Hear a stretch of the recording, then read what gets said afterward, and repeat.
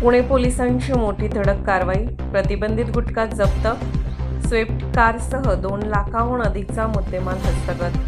पुणे शहर पोलीस आयुक्तालयाच्या zone 7 mission crackdown अंतर्गत अवैध व्यवसायांविरोधातील कारवाया अधिक तीव्र करण्यात आल्या आहेत.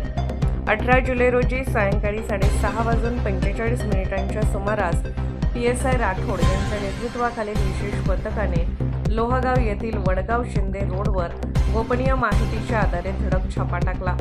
या कारवाईत सुनील संभाजी खांदवे वय 40 वर्ष यांच्या ताब्यात महाराष्ट्र शासनाने प्रतिबंधित केलेला गुटखा, पान मसाला, सुगंधी तंबाखू आणि इतर तंबाखूजन्य पदार्थांचा मोठा साठा आढळून आला.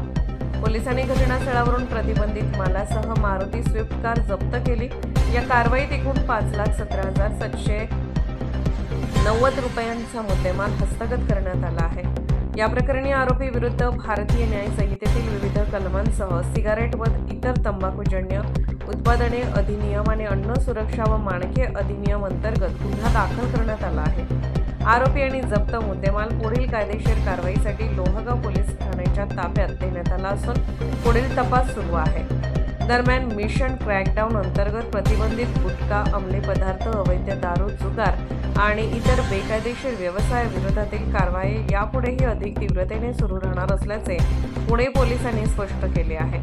नागरिकांनी अशा कोणत्याही बेकायदेशीर कृत्यांची माहिती पोलिसांना द्यावी असे आवाहनही करण्यात आले असून माहिती देणाऱ्याची ओळख पूर्णपणे गोपनीय ठेवली जाणार असल्याचे पोलिसांनी सांगितले आहे.